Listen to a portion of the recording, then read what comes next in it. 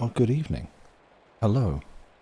No, wait, what was I was going to do a welcome to Realms Beyond or something like that. Anyone's been watching Blippo.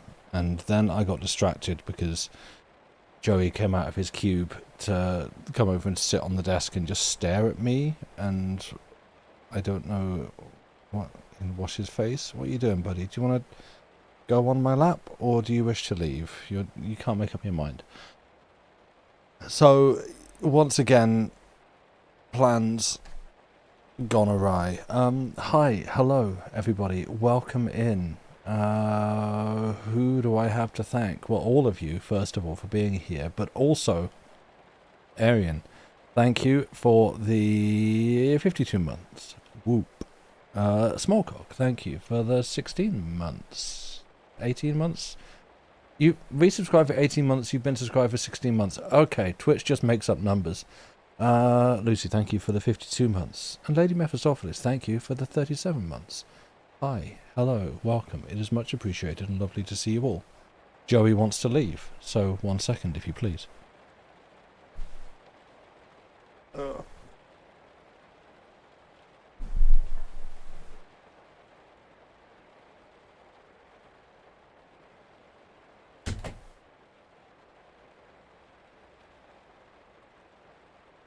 I have a fan.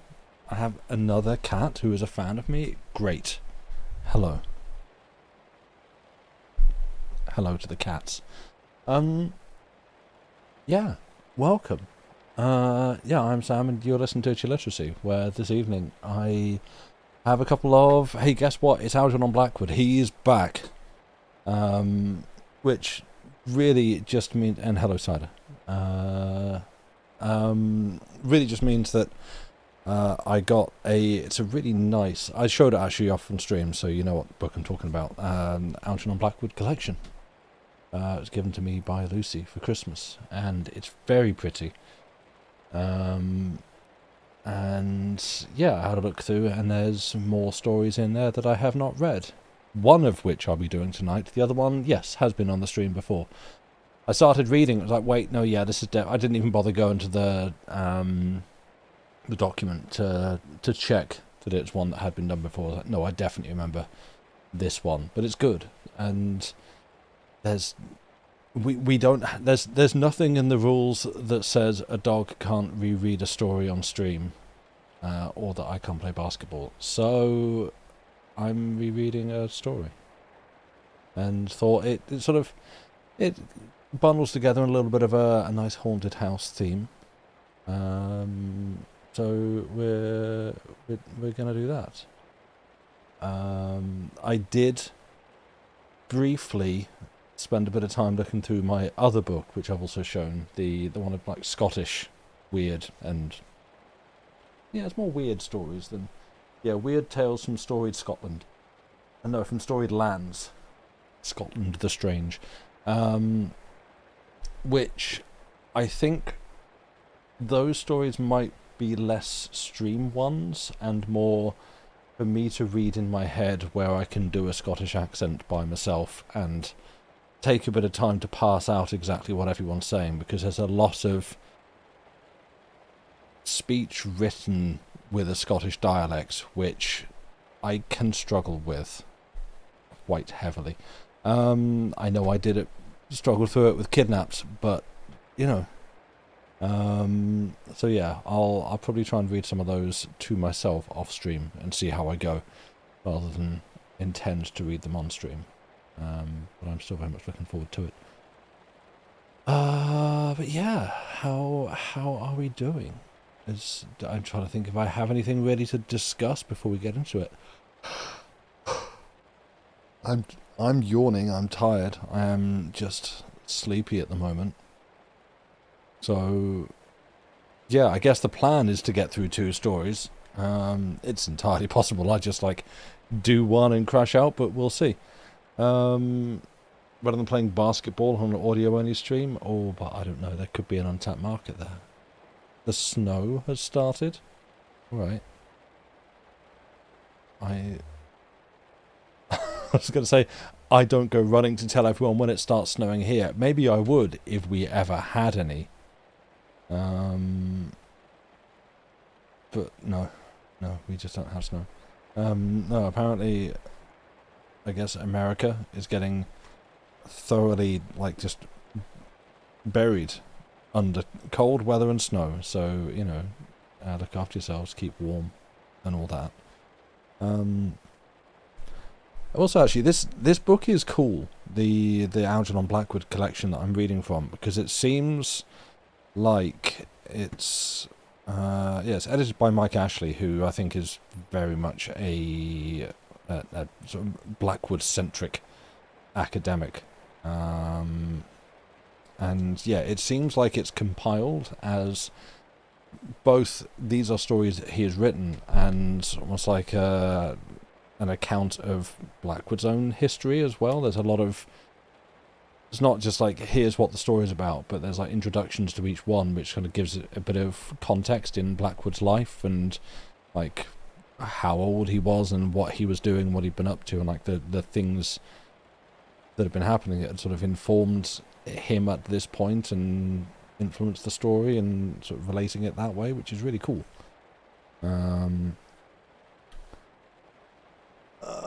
You normally very much enjoy the snow. You're just concerned the power will go out again. That seems to be a local tradition with every bad storm lately. Oh dear. No, it's just been rainy here and windy. That's it. That's January. Yeah,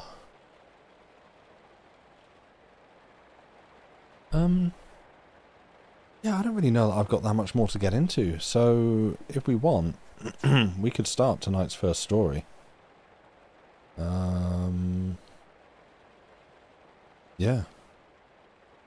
I don't know. Guess we might as well kick it off. It's, you know, you're here, you've all got snow, so let's wrap up cozy, light a fire, or some other such source of warmth. And starting the story less than 10 minutes into the stream. I know. I'm just... My mind's blank. All I've done the last few days is play the new mode they added to Deadlock, Street Brawl, which is just like a very fast-paced, all-action 4v4 like brawl, and it's immensely fun and tremendously addictive. It's got real, oh, go on then, just one more appeal, and so that's all I've done. I've just sort of spaced opinions on mushrooms. What you mean? the mushroom, like the ones, the hallucinogenic ones that everyone that takes them sees tiny people, which is definitely not brought everyone who's seen common side effects together and gone, hold up, wait, hang on a second, let's just, no, wait, hang on. We've just mushrooms in general, bleh. Bleh. Horrible. They smell foul. And I have literally zero desire to eat any. Oh yeah, no, I'm not a pod person. No, all good. That's what a pod person would say.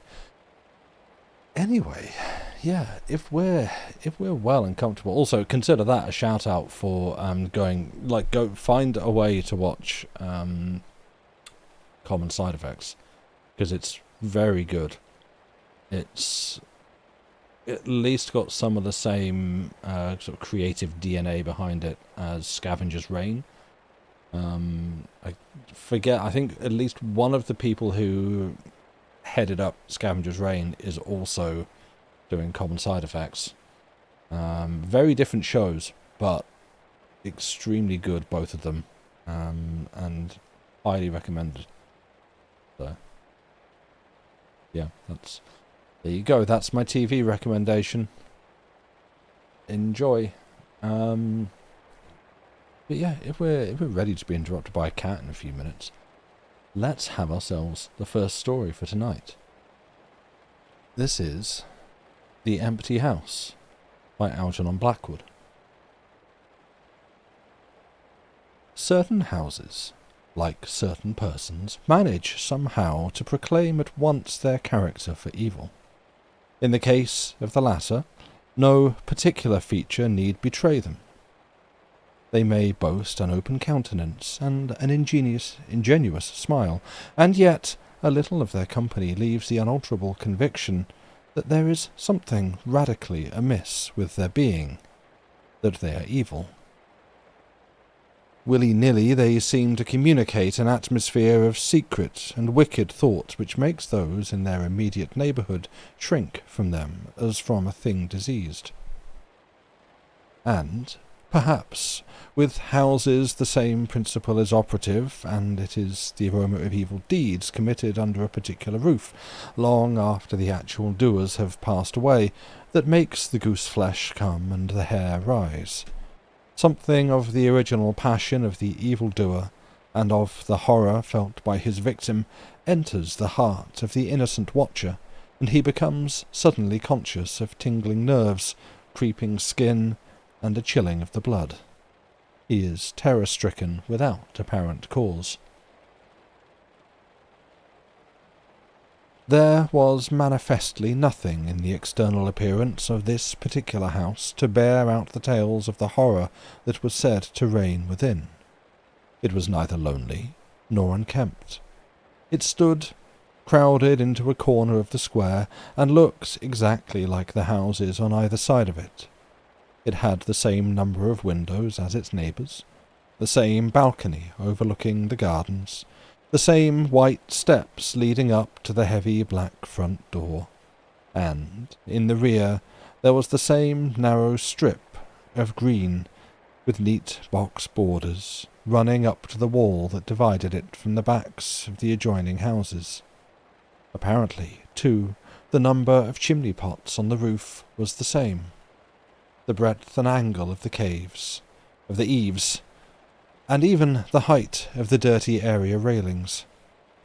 And yet this house in the square, that seemed precisely similar to its 50 ugly neighbours, was a matter of fact entirely different. Horribly different. Wherein lay this marked, invisible difference is impossible to say. It cannot be ascribed wholly to the imagination, because persons who had spent some time in the house, knowing nothing of the facts, had declared positively that certain rooms were so disagreeable they would rather die than enter them again, and that the atmosphere of the whole house produced in them symptoms of a genuine terror, while the series of innocent tenants who had tried to live in it and been forced to decamp at the shortest possible notice was indeed little less than a scandal in the town. When Shorthouse arrived to pay a week-end visit to his Aunt Julia in her little house on the seafront at the other end of the town, he found her charged to the brim with mystery and excitement. He had only received her telegram that morning, and he had come anticipating boredom. But the moment he touched her hand and kissed her apple-skin wrinkled cheek, he caught the first wave of her electrical condition. The impression deepened when he learned that there were to be no other visitors, and that he had been telegraphed for with a very special object.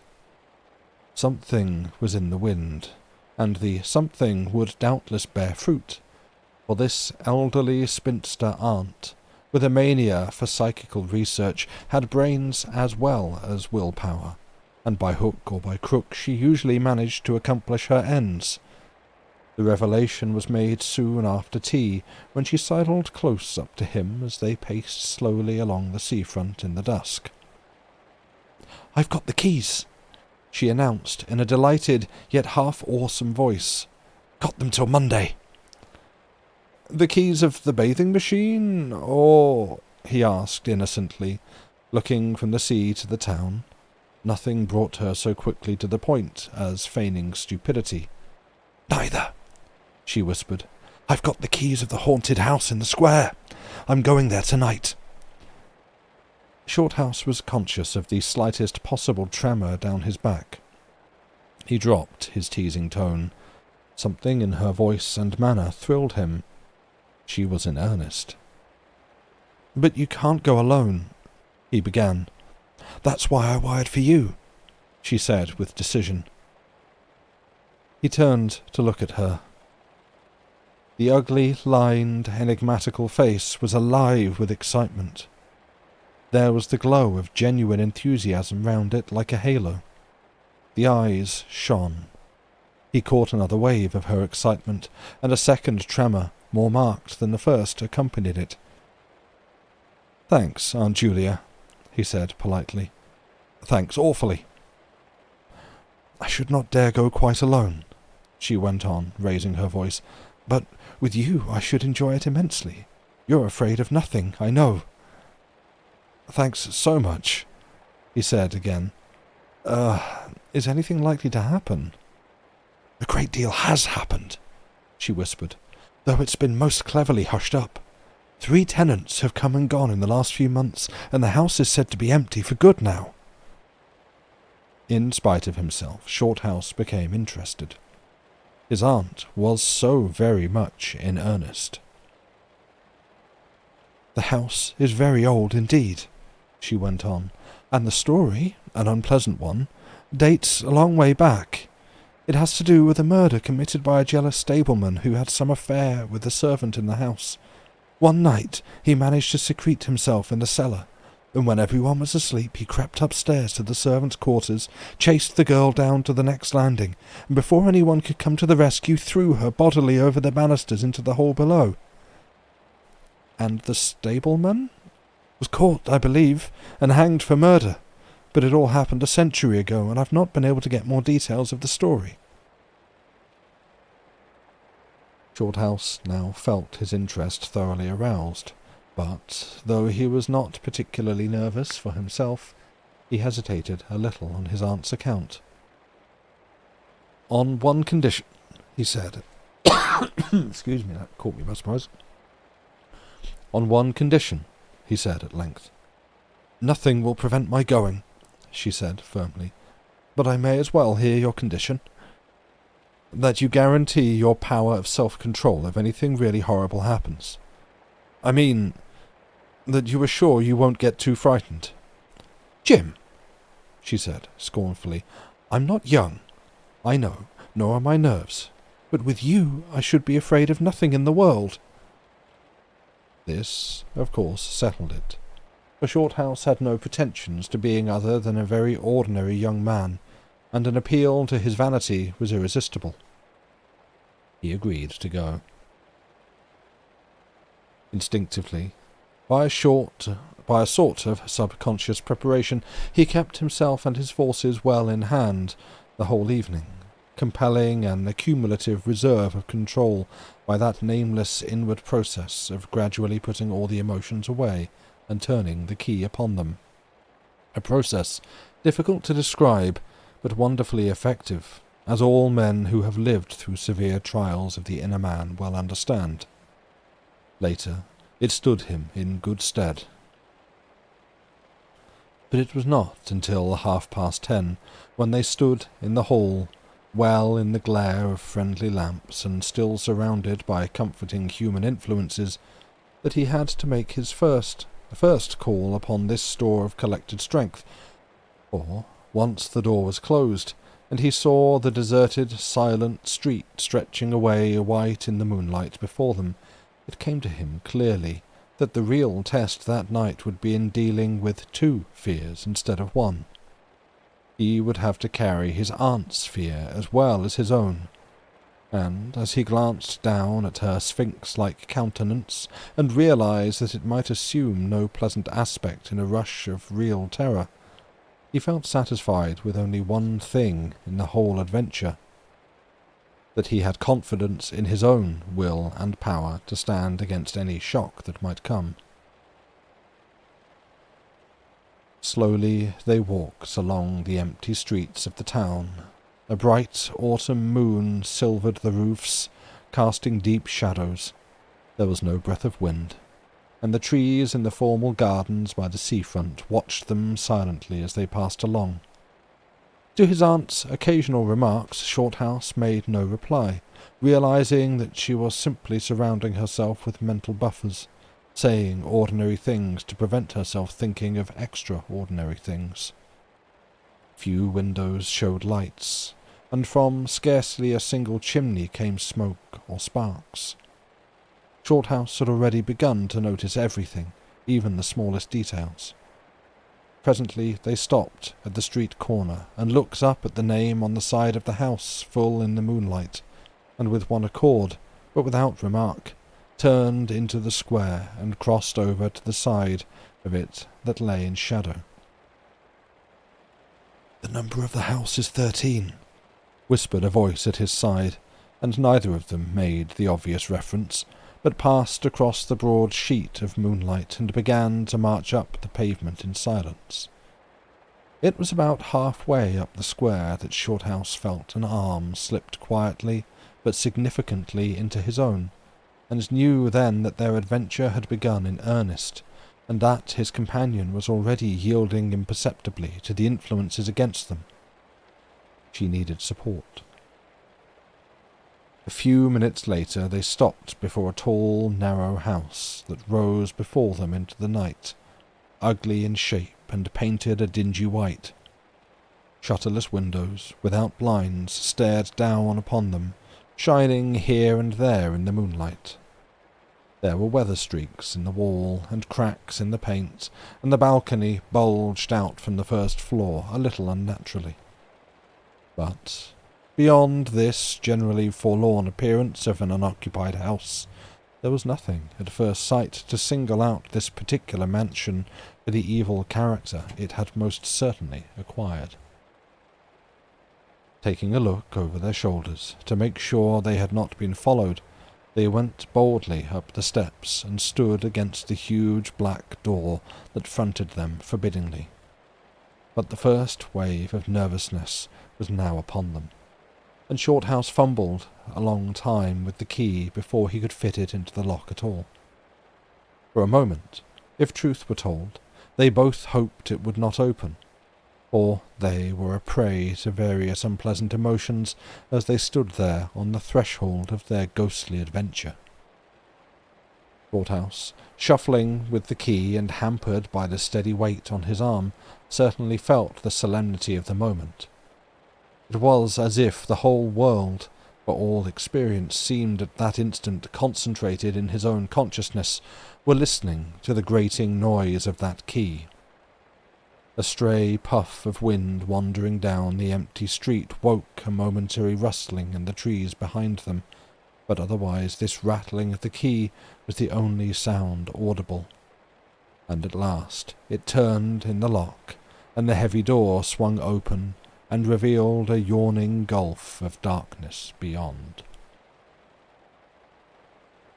With a last glance at the moonlit square, they passed quickly in, and the door slammed behind them with a roar that echoed prodigiously through the empty halls and passages. But instantly, with the echoes, another sound made itself heard, and Aunt Julia leaned suddenly so heavily upon him that he had to take a step backwards to save himself from falling. A man had coughed close beside them, so close that it seemed they must have been actually by his side in the darkness. With the possibility of practical jokes in mind, Shorthouse at once swung his heavy stick in the direction of the sound, but it met nothing more solid than air. He heard his aunt give a little gasp beside him. "There's someone here," she whispered. "I heard him." "Be quiet," he said sternly. "It was nothing but the noise of the front door." "Oh, get a light, quick," she added, as her nephew, fumbling with a box of matches, opened it upside down and let them all fall with a rattle on the stone floor. The sound, however, was not repeated, and there was no evidence of retreating footsteps. In another minute they had a candle burning, using an empty end of a cigar case as a holder, and when the first flare had died down he held the impromptu lamp aloft and surveyed the scene. And it was dreary enough in all conscience, for there is nothing more desolate in all the abodes of men than an unfurnished house dimly lit, silent and forsaken, and yet tenanted by rumour with the memories of evil and violent histories. They were standing in a wide hallway. On their left was the open door of a spacious dining room, and in front the hall ran, ever narrowing, into a long dark passage that led apparently to the top of the kitchen stairs. The broad uncarpeted staircase rose in a sweep before them, everywhere draped in shadows, except for a single spot about halfway up, where the moonlight came in through the window and fell in a bright patch on the boards. This shaft of light shed a faint radiance above and below it, lending to the objects within its reach a misty outline that was infinitely more suggestive and ghostly than complete darkness. Filtered moonlight always seems to paint faces on the surrounding gloom, and as Shorthouse peered up into the well of darkness and thought of the countless empty rooms and passages in the upper part of the old house, he caught himself longing again for the safety of the moonlit square, or the cosy, bright drawing-room they had left half an hour before. Then, realizing that these thoughts were dangerous, he thrust them away again and summoned all his energy for concentration on the present. "Aunt Julia," he said aloud severely, "we must now go through the house from top to bottom and make a thorough search." The echoes of his voice died away slowly all over the building, and in the intense silence that followed he turned to look at her. In the candlelight he saw that her face was already ghastly pale, but she dropped his arm for a moment and said in a whisper, stepping close in front of him, "I agree. We must be sure there's no one hiding. That's the first thing." She spoke with evident effort, and he looked at her with admiration. "You feel quite sure of yourself? It's not too late." "I think so," she whispered, her eyes shifting nervously toward the shadows behind. "Quite sure. Only one thing." "What's that?" "You must never leave me alone for an instant." "As long as you understand that any sound or appearance must be investigated at once, or to hesitate means to admit fear. That is fatal." "Agreed," she said, a little shakily, after a moment's hesitation. "I'll try." Arm in arm, Shorthouse holding the dripping candle and the stick, while his aunt carried the cloak over her shoulders, figures of utter comedy to all but themselves, they began a systematic search.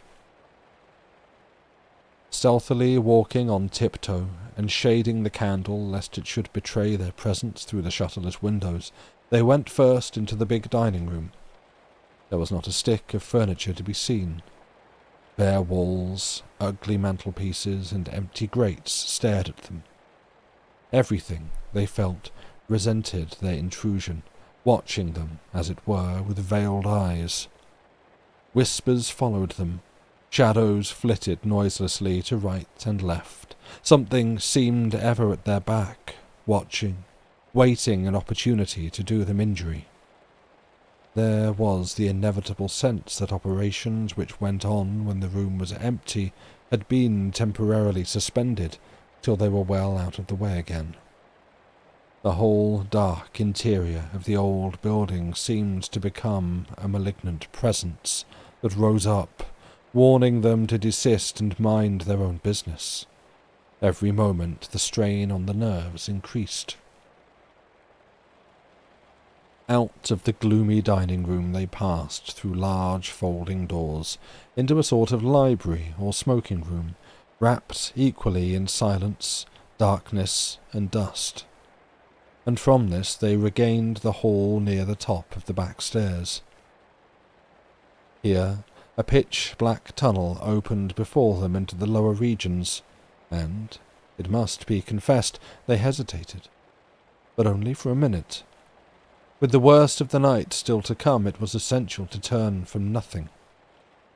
Aunt Julia stumbled at the top step of the dark descent, ill-lit by the flickering candle, and even Shorthouse felt at least half the decision go out of his legs. "Come on," he said peremptorily, and his voice ran on and lost itself in the dark, empty spaces below. "I'm coming," she faltered, catching his arm with unnecessary violence. They went a little unsteadily down the stone steps, a cold, damp air meeting them in the face, close and malodorous. The kitchen, into which the stairs led along a narrow passage, was large, with a lofty ceiling. Several doors opened out of it, some into cupboards with empty jars still standing on the shelves, and others into horrible little ghostly black offices, each colder and less inviting than the last. Black beetles scurried over the floor, and once, when they knocked against a deal table standing in a corner, something about the size of a cat jumped down with a rush and fled, scampering across the stone floor into the darkness. Everywhere there was a sense of recent occupation, an impression of sadness and gloom. Leaving the main kitchen, they next went towards the scullery. The door was standing ajar, and as they pushed it open to its full extent, Aunt Julia uttered a piercing scream, which she instantly tried to stifle by placing her hand over her mouth. For a second, Shorthouse stood stock still, catching his breath.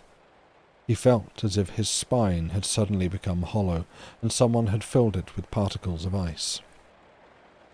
Facing them, directly in their way between the doorposts, stood the figure of a woman. She had dishevelled hair and wildly staring eyes, and her face was terrified and white as death. She stood there, motionless, for the space of a single second.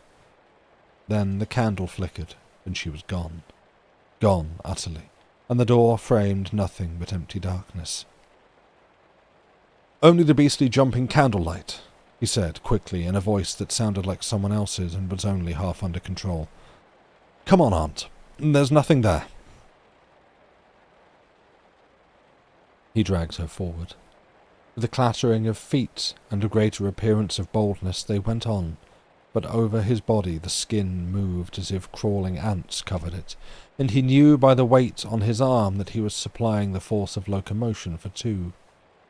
The scullery was cold, bare and empty, more like a large prison cell than anything else. They went round it, tried the door into the yard and the windows, but found them all fastened securely. His aunt moved beside him like a person in a dream. Her eyes were tightly shut, and she seemed merely to follow the pressure of his arm. Her courage filled him with amazement. At the same time he noticed that a certain odd change had come over her face, a change which somehow evaded his power of analysis. "There's nothing here, Auntie," he repeated aloud quickly. "Let's go upstairs and see the rest of the house. Then we'll choose a room to wait up in." She followed him obediently, keeping close to his side, and they locked the kitchen door behind them. It was a relief to get up again. In the hall there was more light than before.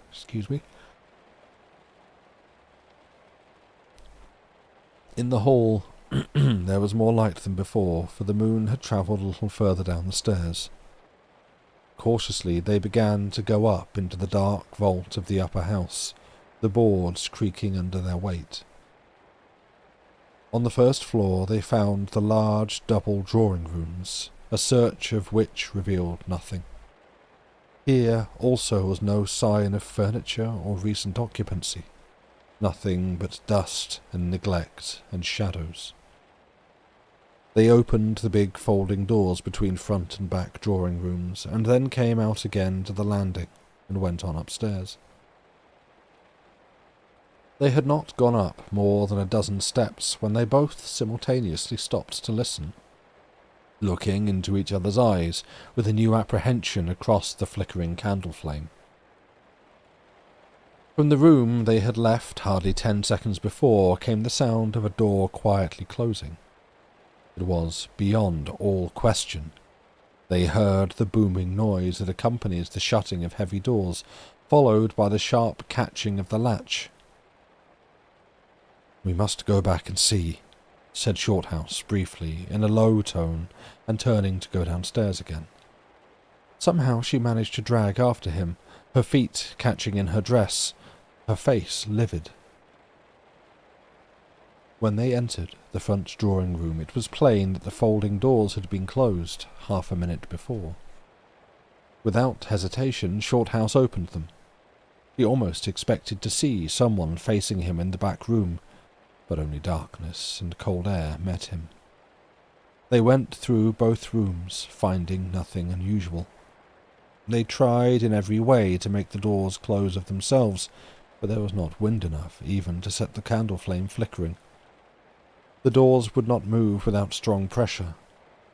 All was silent as the grave. Undeniably, the rooms were utterly empty, and the house utterly still. "It's beginning," whispered a voice at his elbow, which he hardly recognized as his aunt's. He nodded acquiescence, taking out his watch to note the time. It was 15 minutes before midnight. Sleep is setting in. It was 15 minutes before midnight. He made the entry of exactly what had occurred in his notebook, setting the candle in its case upon the floor in order to do so. It took a moment or two to balance itself safely against the wall. Aunt Julia always declared that at this moment she was not actually watching him, but had turned her head towards the inner room where she fancied she heard something moving.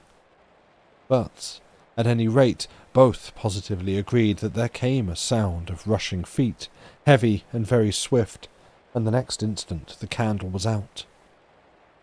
But to Shorthouse himself had come more than this, and he has always thanked his fortunate stars that it came to him alone and not to his aunt too. For, as he rose from the stooping position of balancing the candle, and before it was actually extinguished, a face thrust itself forward so close to his own that he could almost have touched it with his lips. It was a face working with passion, a man's face, dark with thick features and angry, savage eyes. It belonged to a common man, and it was evil in its ordinary, normal expression. No doubt, but as he saw it, alive with intense, aggressive emotion, it was a malignant and terrible human countenance. There was no movement of the air, nothing but the sound of rushing feet, stockinged or muffled feet, the apparition of the face, and the almost simultaneous extinguishing of the candle. In spite of himself, Shorthouse uttered a little cry, nearly losing his balance as his aunt clung to him with her whole weight in one moment of real, uncontrollable terror. She made no sound, but simply seized him bodily. Fortunately, however, she had seen nothing, but had only heard the rushing feet, for her control returned almost at once, and he was able to disentangle himself and strike a match. The shadows ran away on all sides before the glare, and his aunt stooped down and groped for the cigar case with the precious candle. Then they discovered that the candle had not been blown out at all. It had been crushed out. The wick was pressed down into the wax, which was flattened as if by some smooth, heavy instrument. How his companion so quickly overcame her terror, Shorthouse never properly understood, but his admiration for her self-control increased tenfold, and at the same time served to feed his own dying flame, for which he was undeniably grateful. Equally inexplicable to him was the evidence of physical force they had just witnessed. He at once suppressed the memory of stories he had heard of physical mediums and their dangerous phenomena. For if these were true, and either his aunt or himself was unwittingly a physical medium, it meant that they were simply aiding focus to the forces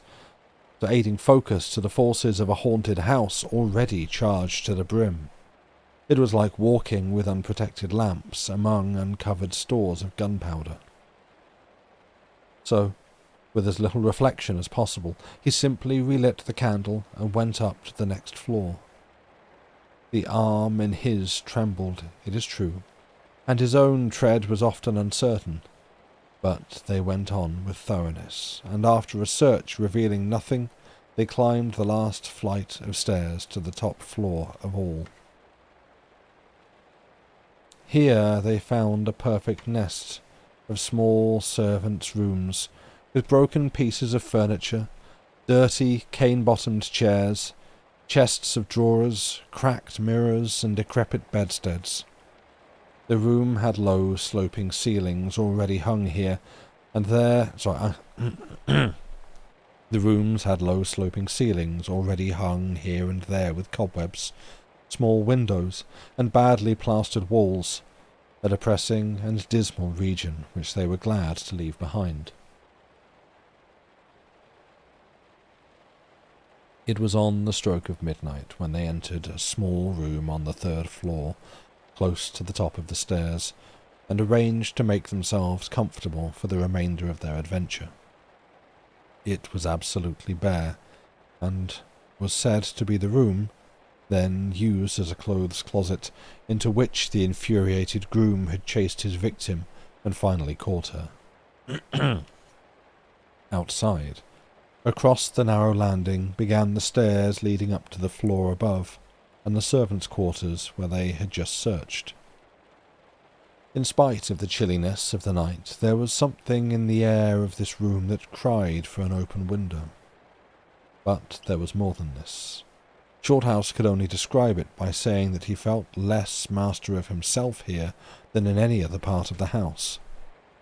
There was something that acted directly on the nerves, tiring the resolution, enfeebling the will.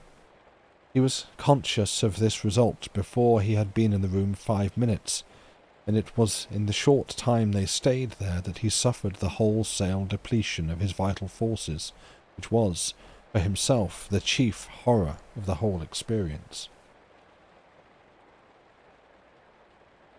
They put the candle on the floor of the cupboard, leaving the door a few inches ajar, so that there was no glare to confuse the eyes, and no shadow to shift about on walls and ceiling. Then they spread the cloak on the floor and sat down to wait, with their backs against the wall.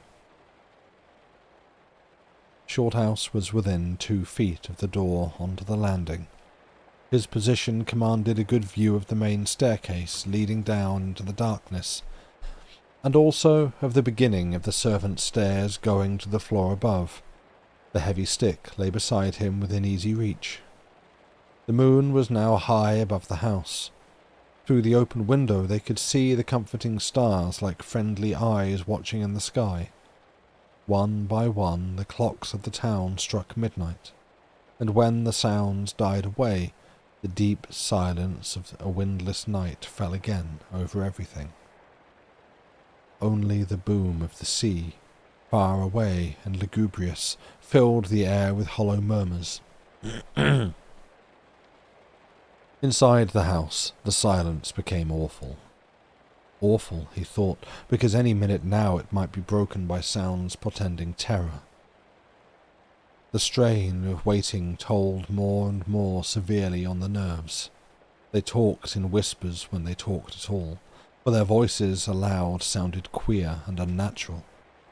A chilliness, not altogether due to the night air, invaded the room and made them cold. The influences against them, whatever these might be, were slowly robbing them of self-confidence and the power of decisive action.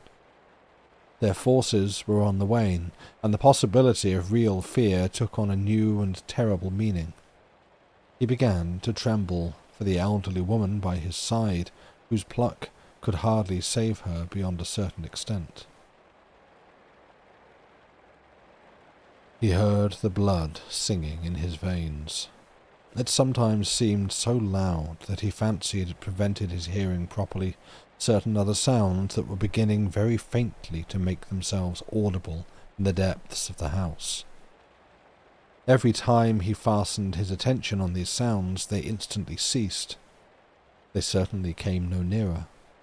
Yet he could not rid himself of the idea that movement was going on somewhere in the lower regions of the house.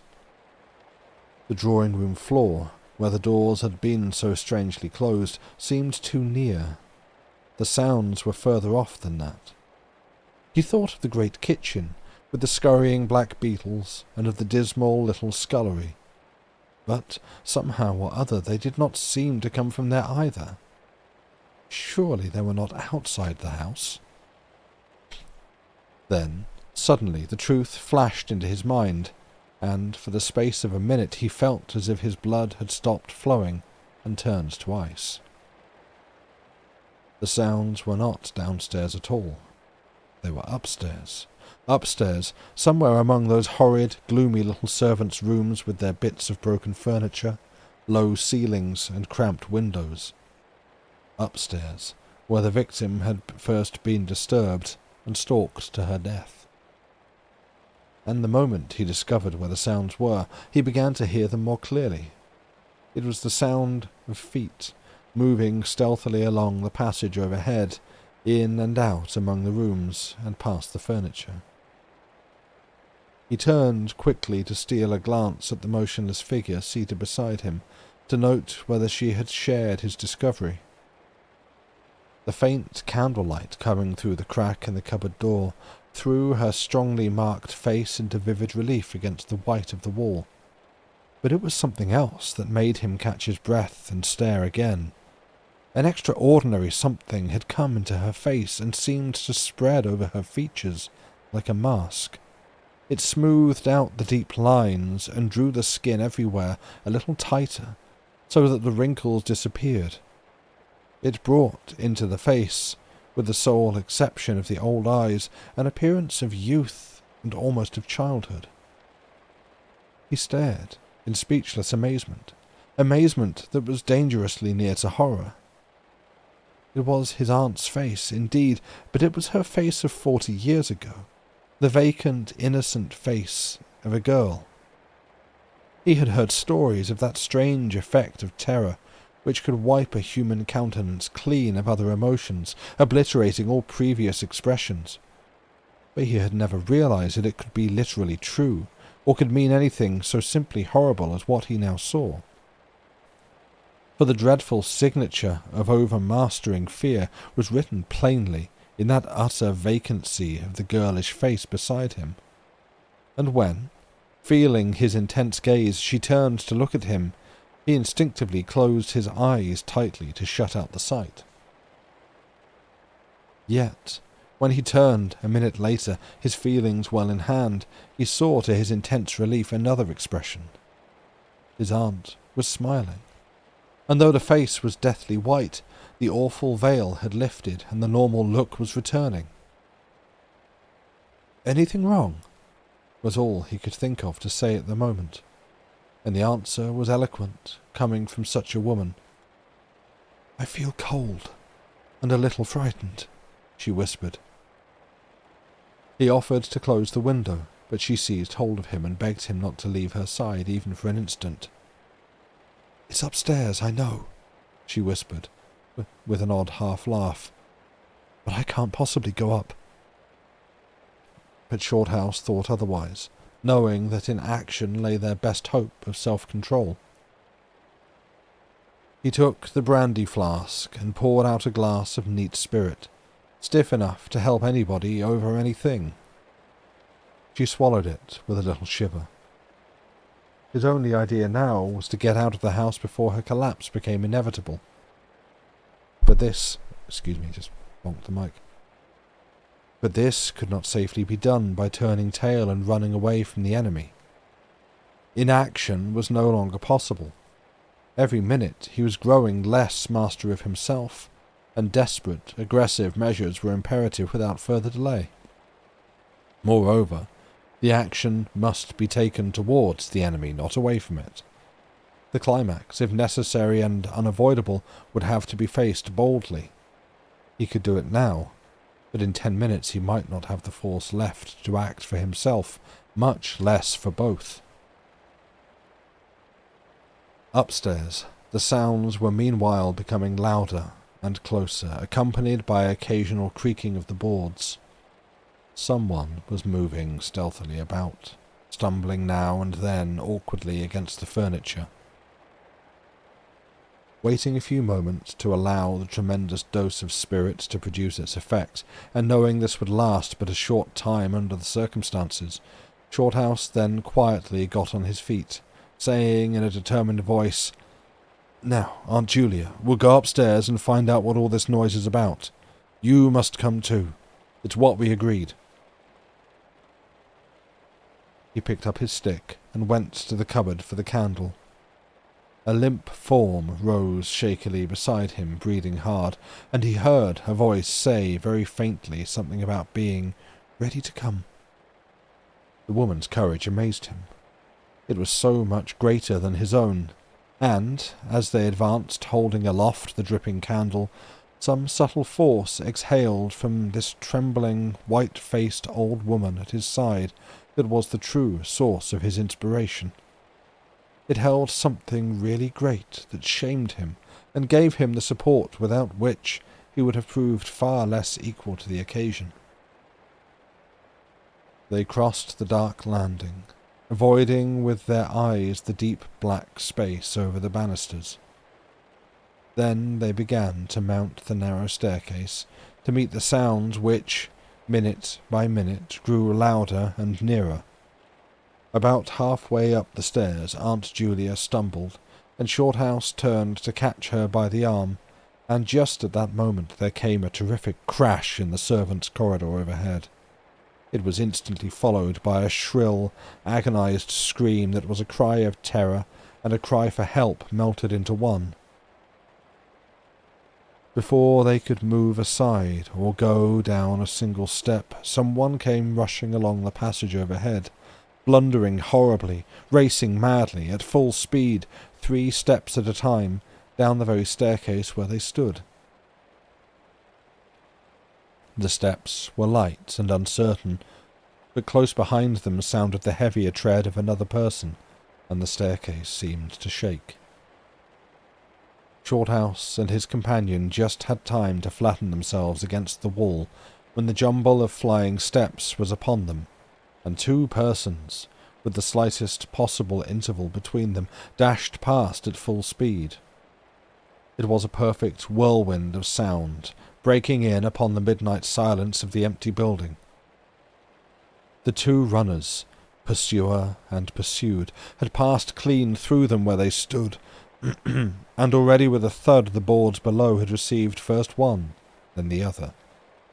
Yet they had seen absolutely nothing. Not a hand, or arm, or face, or even a shred of flying clothing. There came a second's pause. Then the first one, the lighter of the 2, obviously the pursued one, ran with uncertain footsteps into the little room which Shorthouse and his aunt had just left. The heavier one followed. There was a sound of scuffling, gasping, and smothered screaming. And then, out onto the landing came the step of a single person treading weightily. A dead silence followed for the space of half a minute, and then was heard a rushing sound through the air. It was followed by a dull, crashing thud in the depths of the house below, on the stone floor of the hall. Utter silence reigned after. Nothing moved. The flame of the candle was steady.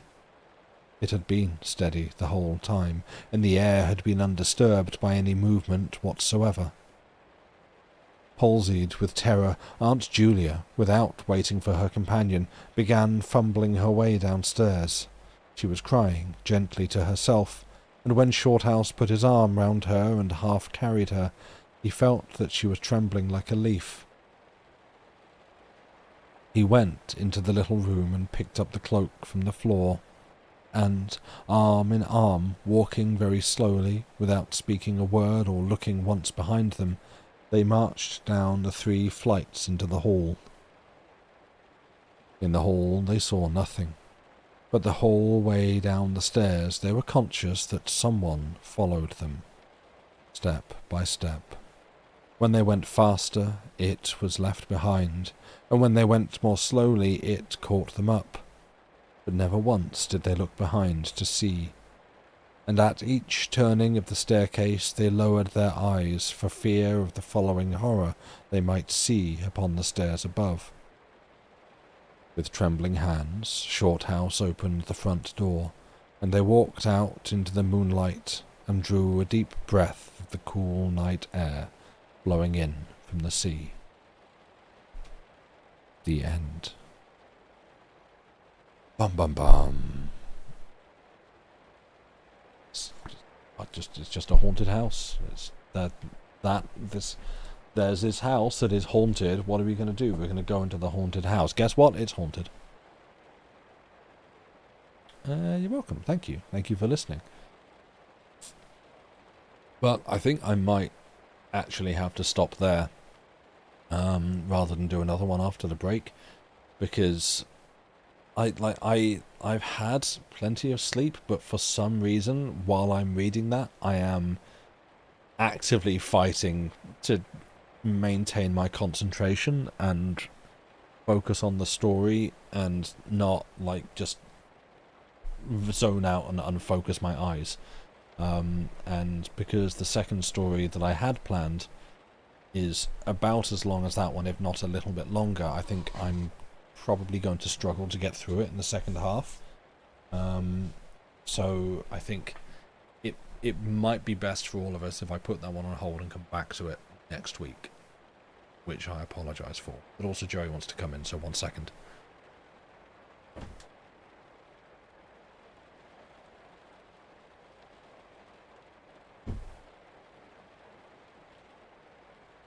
Trailing so much cat litter from your tail, mate. That's just really pleasant. Who else has a long-haired cat? You gonna jump up? Jump up. You did it. Yeah, it's... Yeah, that litter? Or it might be cardboard. I think it might be bits of cardboard. You've been scratching some cardboard? Okay. Chat says hello. Mine says... There you go. But yeah, one sec, I'm just going to raise the mic.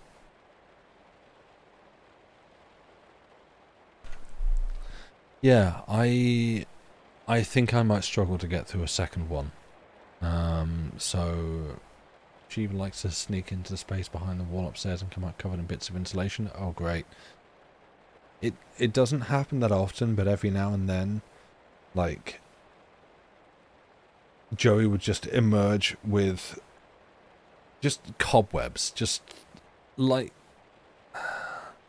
like he'd walked through a haunted house set from a film, just absolutely covered in cobwebs. And it's like, what?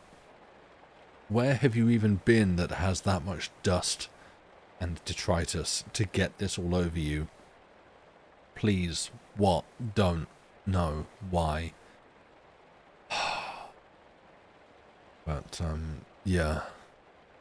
It's fun having a cat that's just a magnet for tat. So, Andy, do you say your cat's name? Because it's Nymeria, isn't it? How do you say the short? Do you say Nim?